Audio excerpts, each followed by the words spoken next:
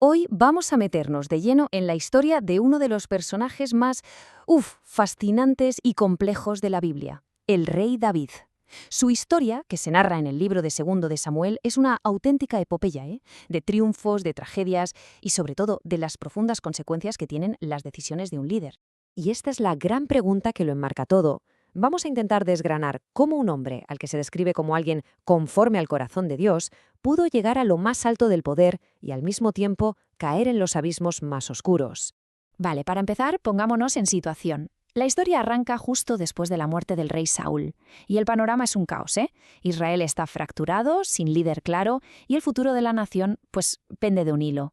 Hay que entender una cosa muy importante. David no se convierte en rey de todo Israel así de un día para otro, que va. Al principio, solo su propia tribu, la de Judá, lo reconoce. La mayoría de las otras tribus pues no aceptan su liderazgo. Y claro, esto ya nos prepara para lo que viene, un conflicto inevitable.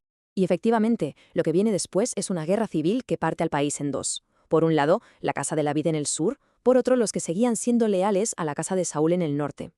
El relato nos describe cómo, poquito a poco, la balanza se va inclinando.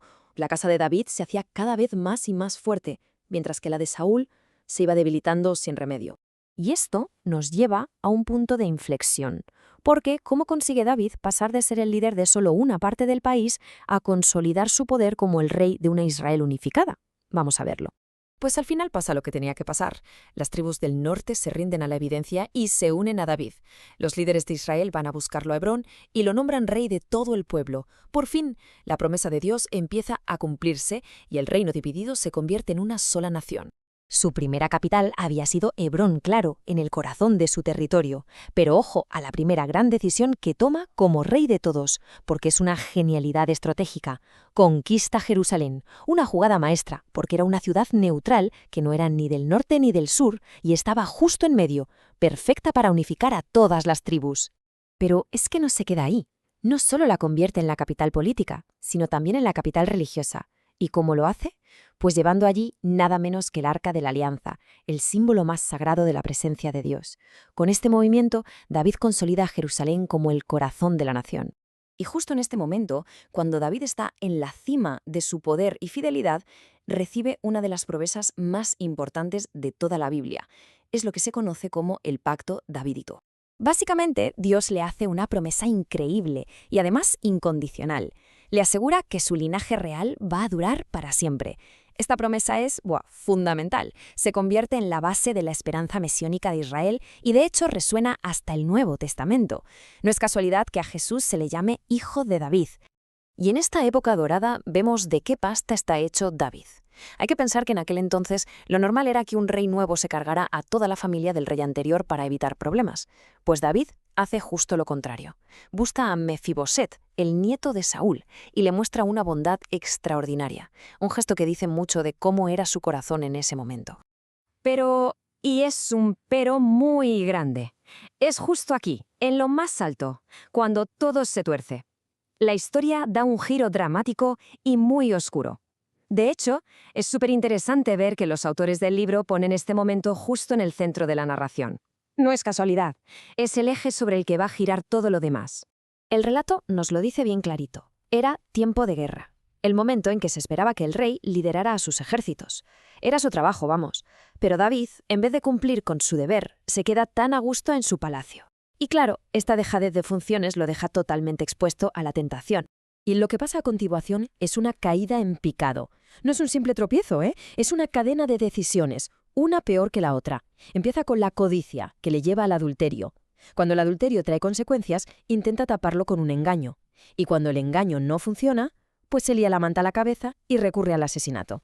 Claro, un pecado así no podía quedar oculto. Dios envía al profeta Natán para que le cante las 40. Y hay que reconocer que David, en cuanto se ve acorralado, confiesa, se derrumba. Recibe el perdón de Dios, le salvan la vida, pero una cosa es el perdón y otra las consecuencias. Y el aviso es muy claro, la espada nunca se apartará de tu casa. Y a partir de aquí vamos a ver cómo se cumplen esas consecuencias. La tragedia no golpea primero a la nación, sino que lo hace mucho más cerca, en el corazón de la propia familia de David. Es como si cayeran las fichas de un dominó, una detrás de otra. Es devastador.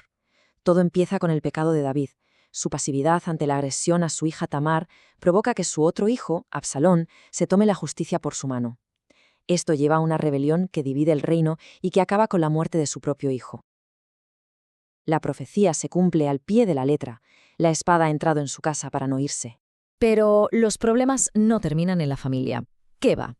La inestabilidad se extiende por todo el reino, marcando un declive continuo en el reinado de David. Y es que no paran de surgir problemas. ¡Pum! Otra rebelión. ¡Pum! Una hambruna terrible que dura 3 años por un asunto del rey anterior.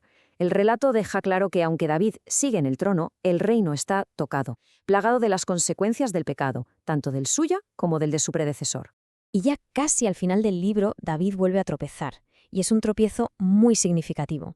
En un acto de puro orgullo, decide hacer un censo militar. O sea, en lugar de confiar en Dios, que le había dado todas sus victorias, ahora quiere medir su propia fuerza, confiar en sus números. El coste de ese orgullo es brutal. Dios envía una plaga como castigo y mueren 70.000 personas en todo Israel. 70.000. Es una cifra devastadora que nos enseña la gravedad de confiar en la fuerza humana por encima de la divina. Para poder parar esa plaga, le dicen a David que tiene que comprar un terreno muy concreto, una era, y levantar allí un altar para ofrecer un sacrificio. Y este acto de arrepentimiento es curiosamente la última acción de David que se narra en el libro. Pero, atención, porque aquí viene la conexión que lo cambia todo. Ese mismo sitio, esa era que David compra para arrepentirse de su pecado, se va a convertir ni más ni menos que en el monte del templo, el lugar exacto donde su hijo Salomón construirá el gran templo de Jerusalén. Y así termina el relato, dejándonos con una idea muy potente.